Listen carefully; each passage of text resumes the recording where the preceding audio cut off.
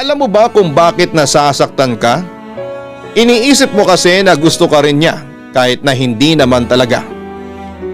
Ikaw lang ang umaasa at nasasaktan sa pagpupumilit sa sarili mo na mahalin ka din niya kahit na wala ka naman talagang pag-asa.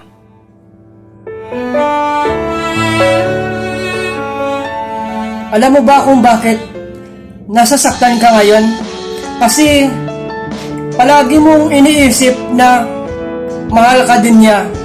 Pero sana tanggapin mo na lang ang katotohanan na hindi ka mahalaga para sa kanya.